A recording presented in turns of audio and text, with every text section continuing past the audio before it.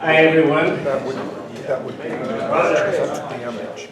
This is Let's see if we need the mic. Can you all hear me okay without the mic? What? interesting. Nice job.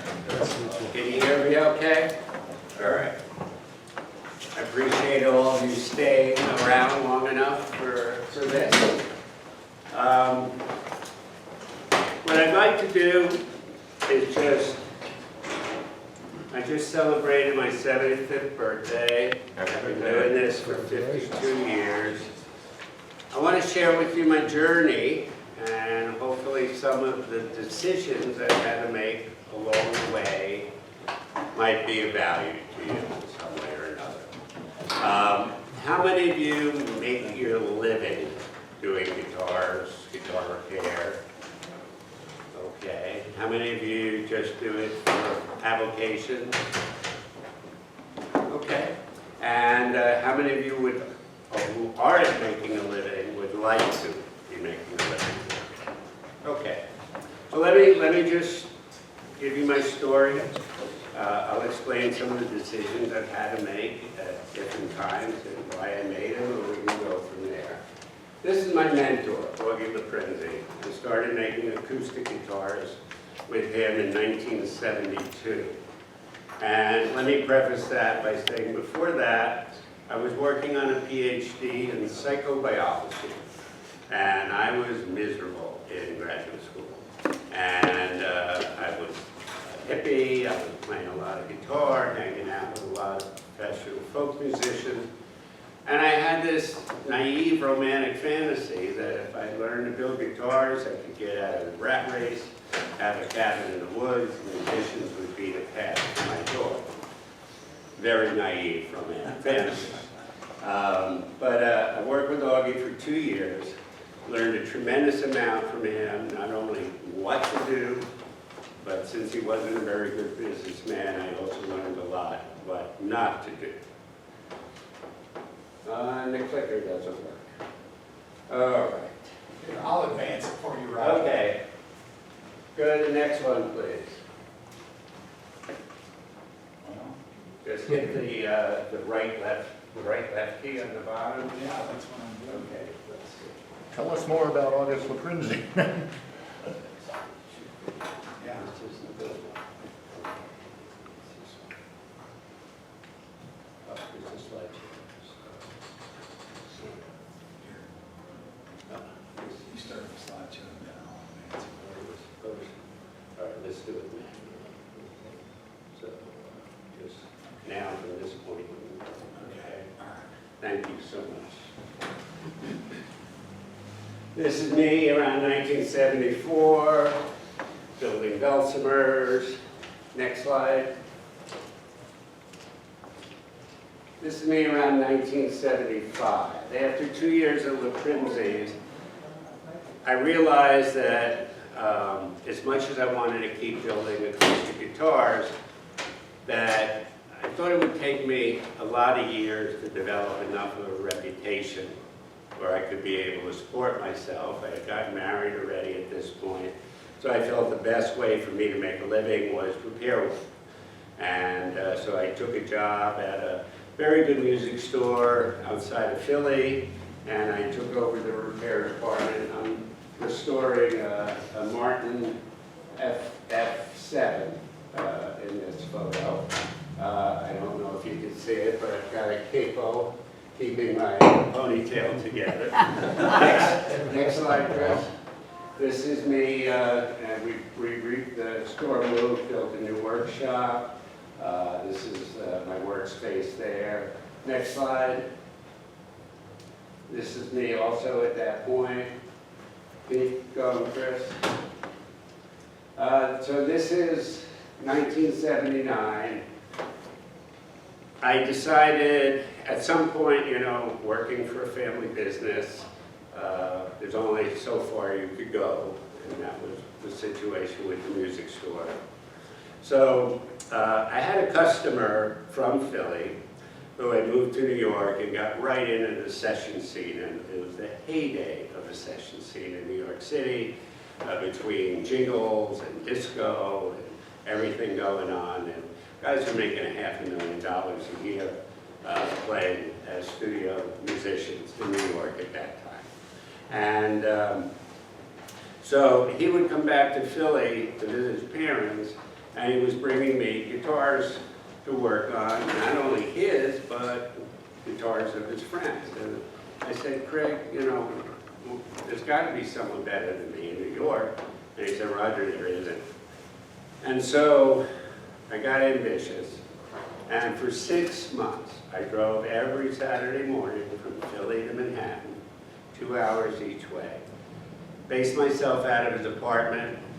His friends would come over, I'd do the setups while they waited, I'd take the big work back on Sunday and bring them back a week or two later. I did that for 6 months until I felt that I had connected with enough players that I could move to New York and hand the shingle. And let me back up and say that I felt I had to, I felt I was a profession, okay?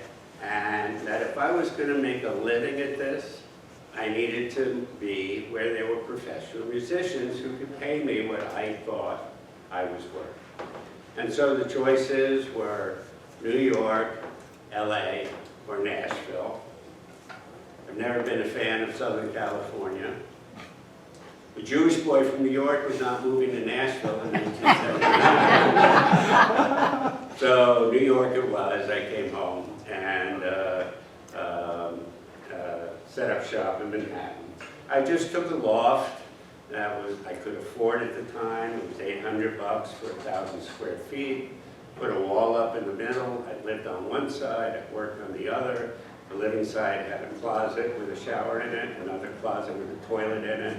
I had a sink, I had a hot plate, I had a refrigerator. And that's how I lived for quite a few years. I did get a guy to put in a gas stove. This is legal as hell, I'm sure, but he did. So this is me working, that's one acoustic here, my little Inca joiner planer. Next slide, Chris. Resawing some mahogany. Next slide. Just me in my shop. Next slide. Again, this was my little workshop. Keep going, Chris. One more. Sanding some bodies for that I was building guitars, electric guitars.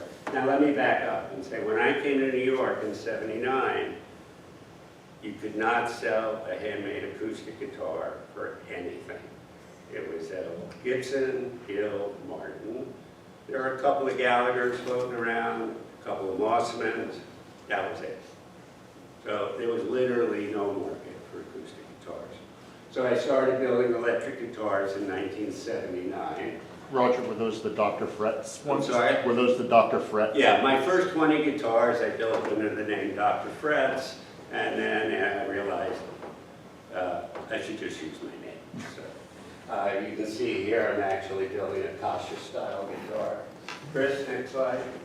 This is one of my early acoustics, very basic, OM size. Chris, next slide. This is the first electric guitar I made from scratch. And, you know, I talk a lot about wood and sound in solid body instruments. And I've always said that electric guitars and basses are still acoustic guitars. And the better they sound acoustically, the better they sound amplified. And there are a gazillion people on YouTube trying to disprove that, but I stand by my convictions with that in that regard. And so I always knew I wanted my instruments to be lightweight and resonant. This had a cedar top and a chambered mahogany body. Next slide, Chris. This is like my second or third guitar. Keep going, Chris. That's the back. Next slide.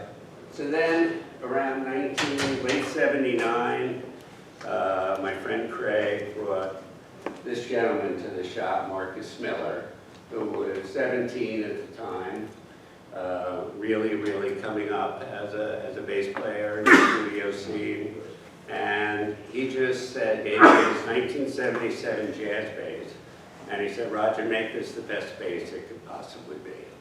And I had started a year earlier experimenting with active tone circuits and basses. There was a company out in San Francisco named Stars Guitars, 3 guys who were offshoots from Alembic, and they were the first people to be selling aftermarket active electronics that you could install in instruments. So they had a nice little bass circuit, which was the treble and bass boost. I had installed it for one player before, Marcus, and he said it was just amazing how well it enabled him to cut through the mix playing. And so I installed it for Marcus, and it changed my career. I mean, Marcus really got big. In Japan, he was as big as the Beatles. And the preamp mod I was doing for basses really took off. Next slide, Chris. This is Marcus with one of my basses. Next. What year was that? Would have been around 1982. And this already has to be 1990. It was the first 5-string I made that I gave to Marcus to check out. Next. Are you doing any of your pickups, Roger? I never ground my own pickups. I always had them made to, well, at this point, I was, that bass in the early 5 strings, I had to use Bartolini's because they were the only ones that would fit my pickups. Prior to that, I was using, I had gotten DiMarzio to make a Humkins jazz bass pickup, and I was using that pickup for a long time. A lot of the issues I had to deal with, dealing with all the studio guys, was shielding and hum canceling. Noise was always a problem.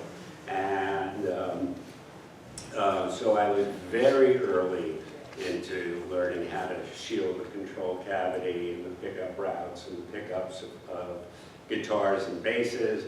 In the early days, the studio guys would take a long length of wire.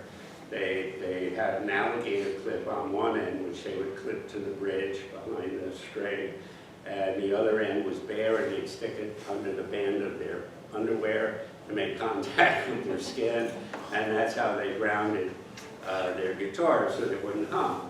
So I got really good at shielding, really good at hum canceling. Like I would encounter a pair of jazz bass pickups that would not hum cancel when they were both on together. So I had to learn how to, I had to magnetize.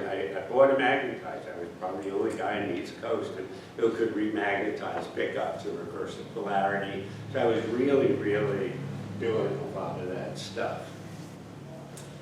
1984, I get called in to build some guitars for Prince. Next, Chris. So this was Prince's main guitar. This was his Hofner Mad Cat, and he loved this guitar. And they stopped making it. He wanted more. He couldn't find any. So his guitar tech said, encouraged him to have me make him a couple of copies. Next. So this is one of my copies of the Mad Cat, the best I could do. Next. So this image at the very end of Purple Rain, the very last scene, he's in concert and he's running around the stage. He climbs up a big stack of speakers and he picks up a guitar and he's facing like this. And he's doing this to the neck, and the music's playing. You think he's playing the guitar, and all of a sudden, white stuff starts shooting at the tip of the neck. And it was a prop guitar, and it was connected to a tank of vibrant liquid off stage. Okay. Next. So the next request was after 2 copies of the Mad Cat to make a fully functional guitar that could also attach to their tank of vibrant liquid. So we routed, this compartment was for a wireless, This compartment was to house the solenoid switch that the hose from the tank of ivory liquid would come in from here. Next. And we ran copper tubing all the way through the neck, and it ended at the tip of the headstock. Next. Okay, and I called that guitar the Ejacucast. And I made 2 of those, and that was a lot of fun. I was talking at the talk yesterday about making a distinction between celebrities and artists, okay? And I love working with artists. Working with celebrities is often not very satisfying or pleasant. They would fly me out to Minnesota, to Minneapolis, to the stadium where they were rehearsing for the Purple Rain tour. Prince would be where Chris was. The guitar tech who brought me in was next to me. He'd have a big, burly bodyguard next to him. He would whisper what he wanted to say to the bodyguard.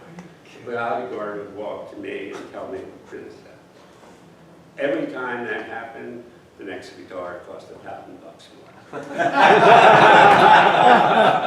It was so insulting, I can't even begin to tell you. So the next 2 commissions were purple guitars with flowers. Next, Chris. Actually, I have a photo of Prince playing it. Next. So this is the Mad Cat copy, and then this came out a little more lavender than purple. I had to hire an artist to do the flower work. I had to hire an artist to draw it. Then I had to hire an airbrush guy who could do it on the guitar. It was a lot harder in those days to do this kind of stuff. Next, another picture of Prince playing it. Next, and a photo from that previous thing actually showed up. This book came out last year, and of course there's no mention of me in the book. Next, so this is Marcus again, playing one of my basses. Next, I actually built the guitar for Marcus. Does anybody know who Marcus Miller is? Yeah. Okay. So this was 1982. Next. So this is Times Square. I moved my shop in 1986. I had already begun to feel a slowdown in business due to the influx of synthesizers into recording. And the first players to get affected were bass players. And so all of a sudden they didn't need a bass player because they could do it on the synth.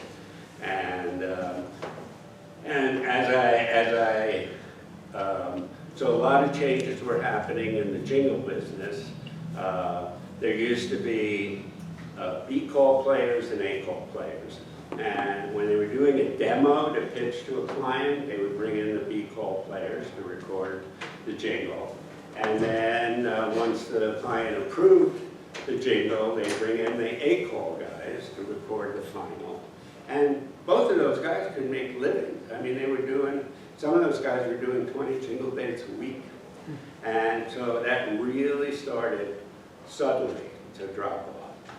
So I felt I needed to be closer to Music Row, which was 48th Street between 7th Avenue and 6th Avenue. And so I got a spot. This is right there was my workshop. And I was there for 16 years. Next, I had my stash of figured wood right in the front when you came in. Next. So this is me at that workshop with some bodies that we were working on. Next. These are spray bodies. Next. Cutting fret slots. Next. Just next. My office. Next. This is the main room for clients where my office was. And you know, it was a wonderful period. I was close to SIR recording studios. I was close to NBC, so all the artists coming in for Saturday Night Live would stop by, or all the artists playing in New York would stop by. It was a very, very cool time. Next. This is me and Marcus again. Next. Me in front of all those photos. Next. This was the first article ever written on me in the New York Times in '91. Next. Okay, so I've got a great repair shop going. Let me just back up and say, at my first shop, I wanted to be a one-man shop. It's really what I wanted to do. It didn't take me long to discover that it was really hard for me to generate enough income to cover my expenses in Manhattan. And I realized that I had to start hiring people. So I brought on my first full-time employee. I had a couple of part-time employees for 83, 84, and 84 was my first full-time employee.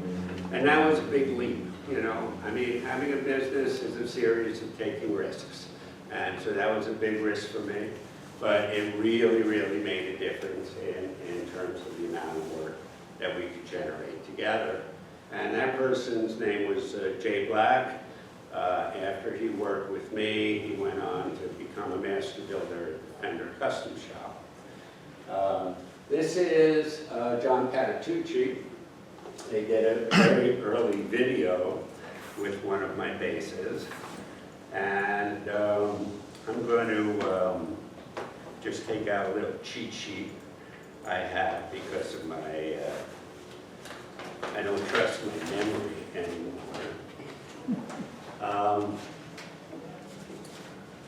Chris, I just want you to go through one after another. I'm just going to read out some names. So John Patitucci, Carole King, Chic, Bernard Edwards.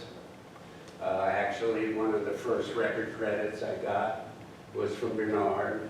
Next, Mick Jagger. I worked on one of his guitars. Steve Vai. Lou Reed, loved Lou. He was one of my favorites. Next, one of the guitars I made for Lou. Bob Cranshaw, he was the bass player on Sesame Street for 25 years. Also played a lot with Sonny Rollins and a lot of jazz artists who were on Blue Note in those days. Next, John Denver, Paul Simon. Keep going. Michael Rhodes, top Nashville guy. Another photo of Michael. Ron Carter, I don't really work on upright basses, but I did install my preamp for him. I mounted a little box underneath the fingerboard extension here, and he already had a pickup in it, so the pickup ran into the preamp. And that was a cool project. Next, Joan Jett. Walter Becker. Walter Becker from Steely Dan. He would sneak into my shop starting around 1991, take an instrument up off the wall, go into my little sound room. Kind of left him alone. The only thing he said to me at that time was he was in a 12-step program for guitars, and he had to sell one before he could buy one, which was not true, but that was his story. I ended up making him about 20 guitars and basses over the next 10 years. Next, so I actually did a signature model with him.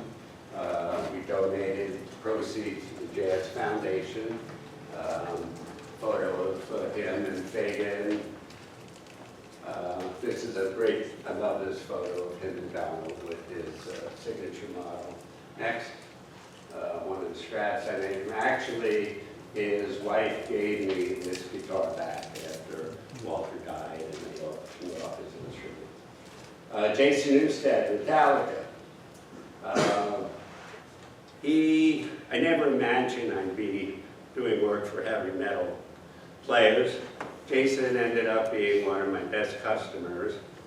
After his 7th bass, I gave him one as a gift, and slogan after that was buy 7, get 1 free. And he ended up, right now he's got about 30 bases in life. And he paid full price for 29 of them. It was, again, one of the things with celebrities is they just expect everything for free. And which I never, you know, I gotta pay the rent, dude, you know, I just can't do that. The Gibson and Fender can do that all day long, but it was never something I could afford to do. Another picture of Jason next. Greg Lake, Emerson, Lake and Palmer, one of the sweetest, nicest guys I've ever met. Next. Tal Wilkenfeld, how many of you are familiar with Tal? And she started playing bass at around 17. She got a great gig with Jeff Beck and really put her on the map. Next, that was an ad I did with Tal. Let me stop here for a minute. One of the things with advertising, if you're going to advertise, my feeling is a small ad in every issue of a magazine is better than one big ad once a year magazine. So there aren't any much magazines left to advertise in. It's more a matter of just people seeing your name on a regular basis. But I think you can do the smallest ad regularly rather than a big ad occasionally. John Abercrombie, one of the great jazz musicians. Now, one of the things I developed quite early on was this single hum configuration. New York's LA session guys, they could go to a recording studio with a trunk with 8 guitars. A New York guitarist could only take what he could get on the subway or in a taxi. So my goal was, how do I make as versatile as an instrument as possible? I've always hated the instruments that got 30 sounds, but only 2 were worthwhile. Gibson made quite a few of those. I also discovered in all of my years of doing mods that the Gibson platform doesn't lend itself much to modification. A Les Paul's a Les Paul, a 335 is a 335. There's not much you can do to make them do tricks that they don't already do. The Fender style does lend itself to a lot of modification. You have great players like, jazz players like Ed Bicker, who played a Kelly with a humbucker in the neck position. So there's lots of room for varying pickup combinations on a Fender, Strat, or Kelly. So I came up with a single hum configuration where position 1 was the full neck humbucker. 2 would automatically split the humbucker to single coil and hum cancel with the middle pickup. You got a good comping Strat kind of sound in that setting. 3 was the middle pickup alone. 4 was the split bridge against the middle. And 5 was the full bridge humbucker. And then I developed a little circuit, active circuit. Guitar players generally don't respond to active circuits in their instruments. Mine was very simple. It just was a mid-range boost. So it was 3-way MIDI toggle in one position. It was total bypass. The middle setting activated the middle knob, which was a mid-boost at about 500 hertz, made the guitar thicker and fatter sounding. And the last setting was an extra gain boost on top of wherever the mid was set. And you could adjust the gain either for cutting through for a solo or overdriving your amp to get a more distorted sound. So Abercrombie was great. I miss him. He passed away. Next, Chris. No, this was a later guitar. Tom Hamilton from Aerosmith. Next. Another guitar. A lot of stuff for Tom. I made him quite a few instruments. Keep going. Tracy Wormworth did the first big tour with Sting, next, and then became, for many years, the bassist with the B-52s. Chuck Pinozzo from Styx. Keep going. Chris Stein from Blondie. Keep going. Lenny Kravitz. When Lenny Kravitz came in the shop, I didn't have a clue who he was, other than I knew he was married to Lisa Bonet. John Fogerty. Don Was, one of my favorite people on the planet, one of my earliest endorsers. He's been a huge producer for many years, and now he's the president of Blue Note Records. Next. Will Lee, top New York session player, one of my only two signature artists. We have a Will Lee model since 2009. One of the busiest players in the business. He was the bass player on the Letterman show for 32 years. Next. That's Will with a couple of the models. Another one. This is the day after Letterman ended, and I had to go to the theater and pick up Will's basses. Next. Bertie White, Earth, Wind, and Fire. Again, one of the sweetest, warmest, most wonderful human beings on the planet. Next. Will, Us at a Man show. Next. The show live. Next. Again, with the main guys, these are the three original members of Earth, Wind, and Fire. Love his outfits. Gilberto Gil from Brazil, marvelous player. He's playing my electric nylon string guitar. Next, another one. He's got two or three. This is Javon, also from Brazil. He has about 3 of my electric nylons. Next. Earl Klug played my electric nylon for quite a few years, mostly in the early 90s. Next. Ricky Minor. Ricky Minor was the last band leader on the Leno show. He's the leading musical director in the States. He's the MD for the Kennedy Center Honors and for the Grammys and the Oscars and every big production you can think of. He's a musical director, and he was Whitney Houston's musical director for 12 years. Next. Willie Weeks, he's a bit of a phantom guy, but he's one of the best bass players in the biz. Worked with Clapton a lot of times over the years. Next. This is like a photo of the rare red-billed woodpecker or whatever it is. There's almost no photos in the world of Willie Weeks. So, and this is Willie and Ricky Minor together. I had a breakfast with them one day when they were both in town. Next. Tully Kennedy, I've been dealing with Tully for 25 years. He's the bass player with Jason Aldean in Nashville. Another photo of them. Hugh McDonald, I go back with him to the early 80s. He was the bass player for Bon Jovi. Now, Bon Jovi had a bass player in the band. His name was Alex Such. He wasn't a very good bass player. So they would bring in Hugh to record all the tracks on their records, and then Hugh would teach Alex how to play the lines for when they toured live. And they finally, in recent years, Alex left.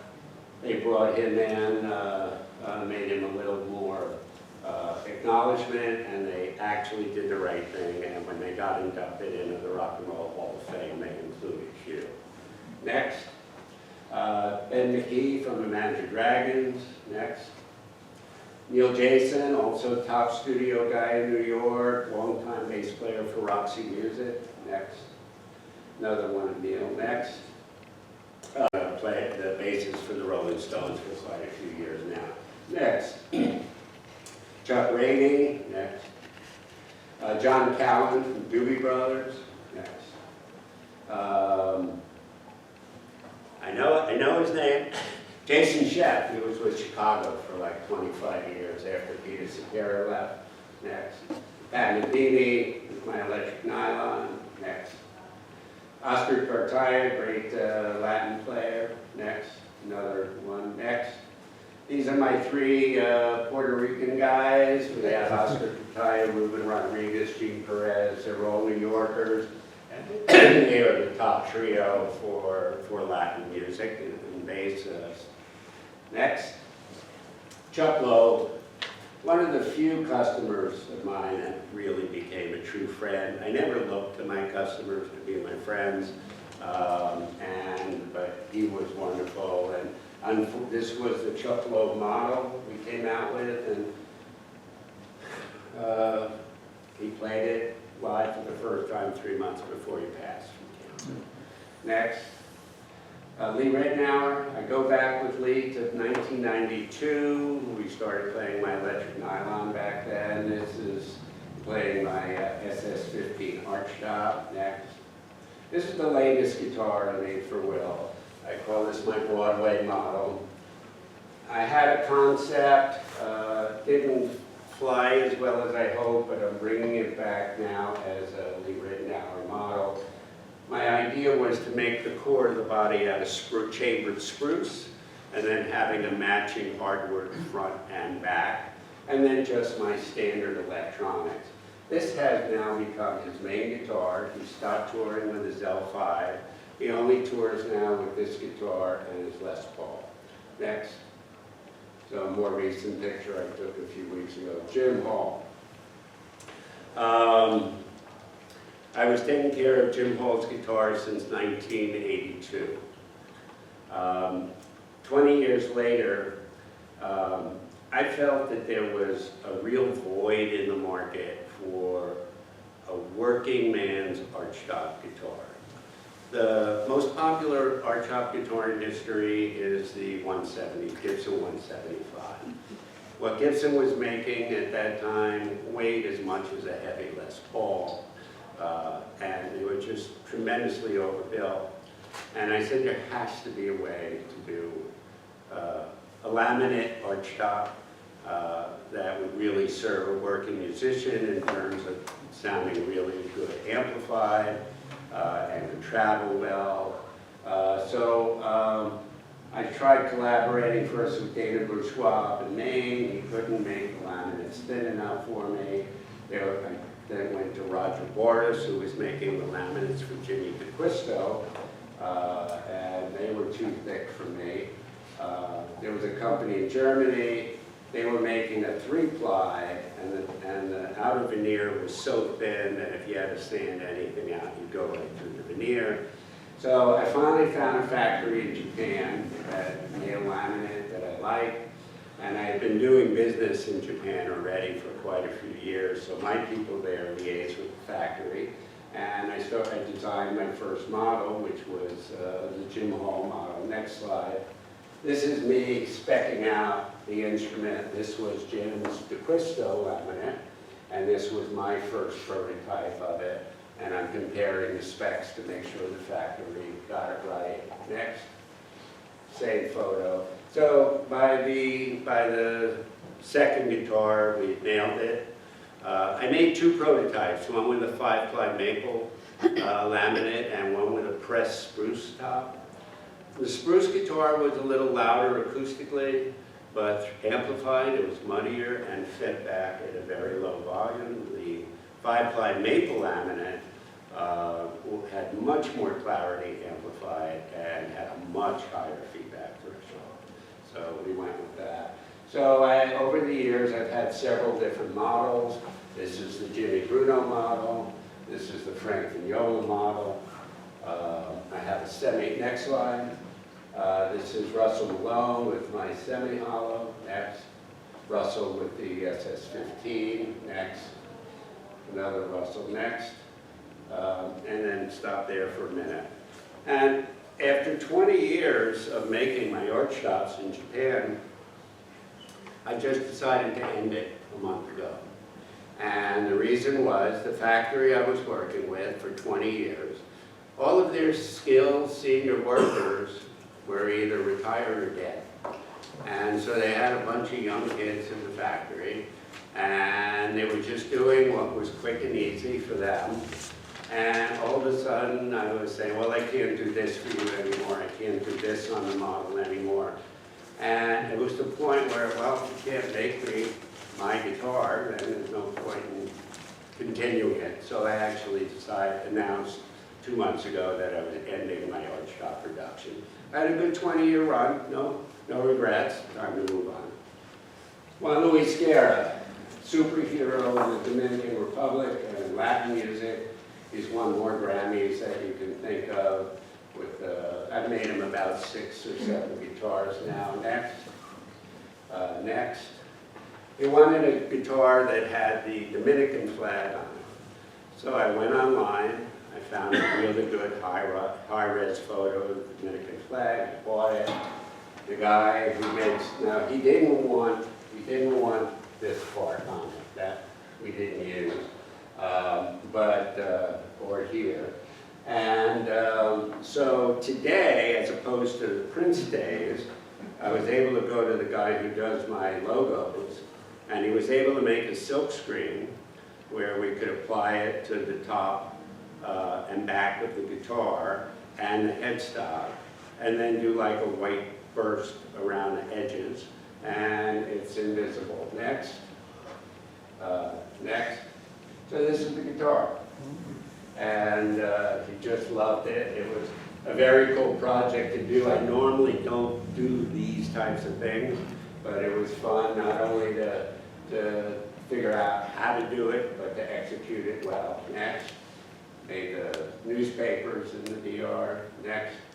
That's Tatelli I made for him. Next. This is Juanes from Colombia.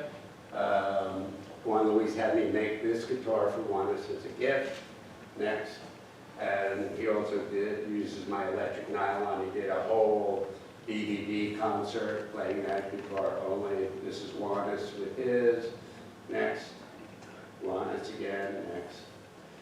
Alex Skolnick, this is a very recent photo. He got one of my art shops before I ended it. Next. Steve Miller, a relatively new client. Made him a bass and a couple of guitars. Next. Steve with the Strat I made him. Back to Neil Jason. After all these years, I'm doing a limited edition Jason Newsted model. Just 13 instruments. He got 2 of them. This is the 4, this is the 5. He designed the skull inlays for the fretboard. Next. One of my favorite photos, I can't deny it, Keith Richards with my electric nylon string. It was around 2000. They used to run all their instruments through my shop, guitars and basses, before tour, and just to do setups and everything. And the head roadie came in and said, Keith needs a nylon string that he can play in a stadium without feedback. What would you suggest? I had just finished making this guitar. And I gave it to him. I said, let Keith give it a try. Keith bought it and ordered a second one immediately. He calls it Electric Guts. And next one. And if I had to say what was my career highlight, it's probably this photo. This was 1986, right at the end of the Graceland tour. You can see all the singers in the background. This was in Madison Square Garden. And at the end of the performance, Paul called Bruce out, and they're both playing my guitars side by side. This was a moment that was just very special for me. This was 1986, I believe. Were you at the concert? I'm sorry? Were you at the concert? Oh, yeah. Awesome. But I had to pay a photographer. Next, poster a friend of mine made up. We used to give this, include this with every bass that left the shop. That's great. Next. All right, so this is my 3rd workshop. You know, every time a lease was up in New York, I couldn't afford the rent increase, so you're always moving and chasing the next cheap neighborhood. So this was shop number 3 in Brooklyn. Next. I'm just going to run through these. Next. Next. So again, given my philosophy of instruments being acoustic, I started chambering my bodies because I wasn't able to get my body wood, ash, and alder as light as I would like. Back in those days, vendors were not sorting wood by weight, they do now. So this chambering would knock off about 3/4 of a pound of weight per body. And and then the reason I don't have bigger chambers is my lamp tops finish out at only about 1/10 of an inch thick. And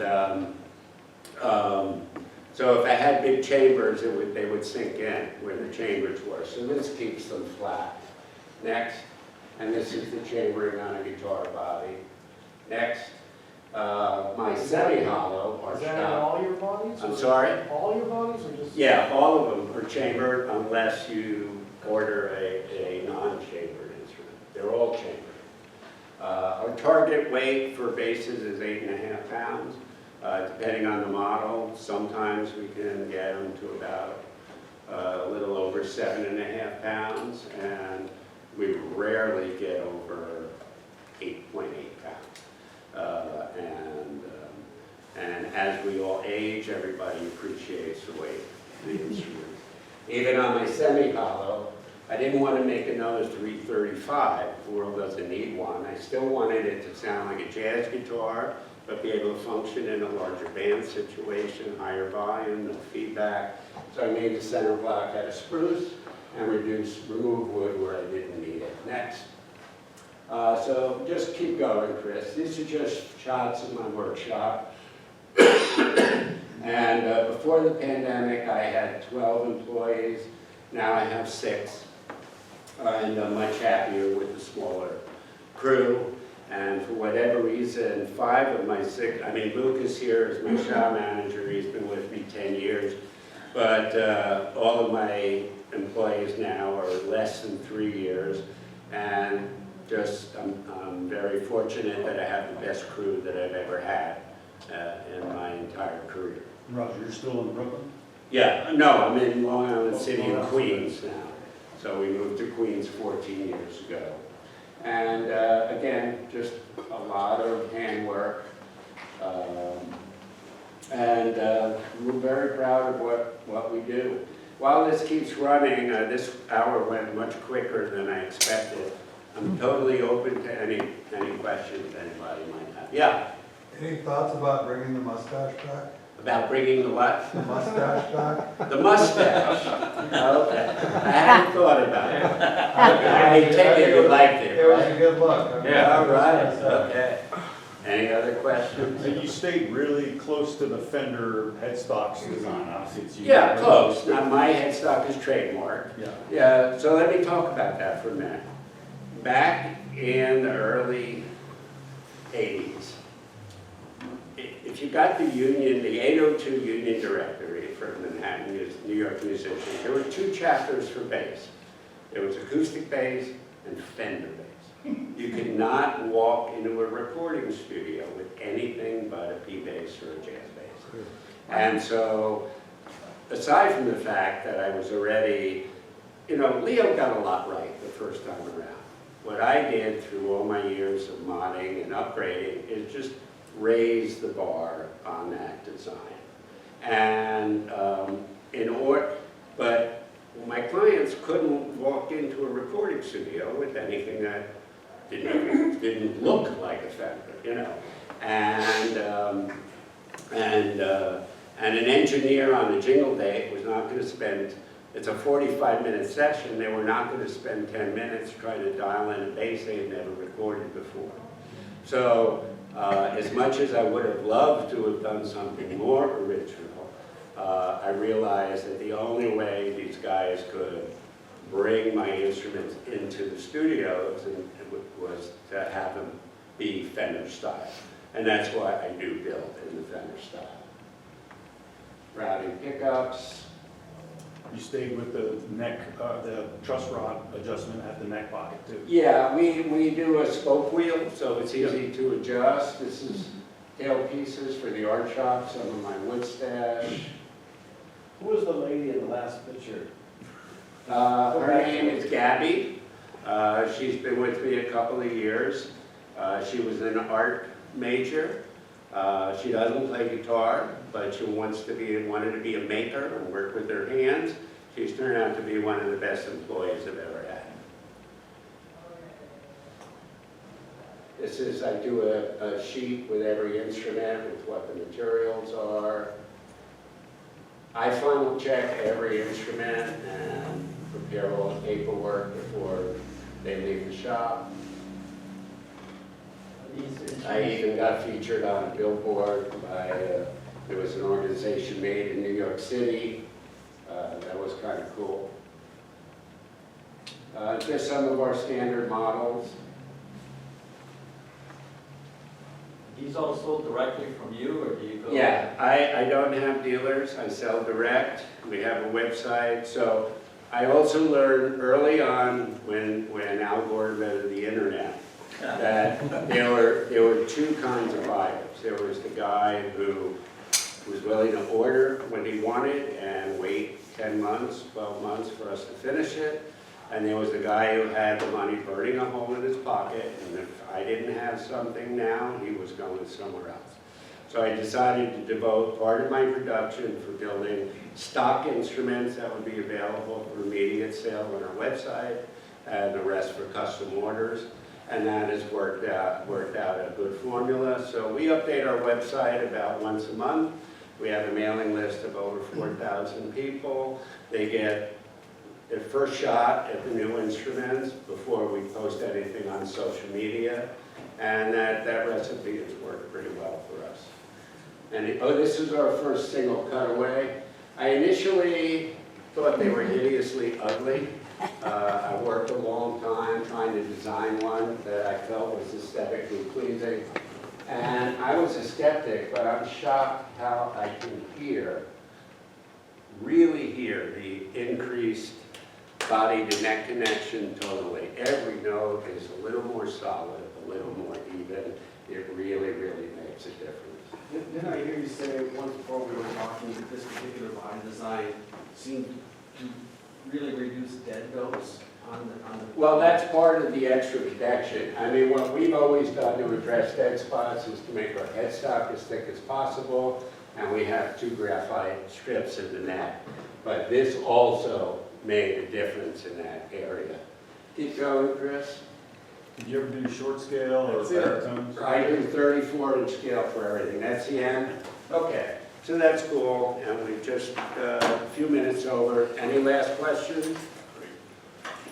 Yeah. So you're only building, you don't take in any repair work I whatsoever? only repair my own instruments. Gotcha. I used to do 50-50 repair work building.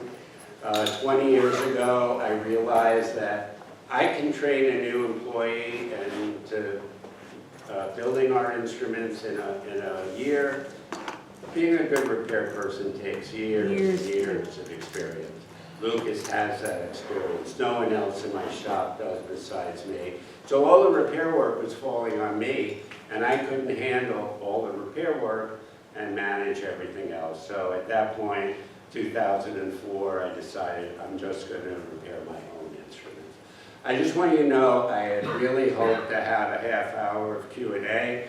I'm sorry I deprived you of that, but if you have any questions, don't hesitate to reach out to me. And thank you for indulging.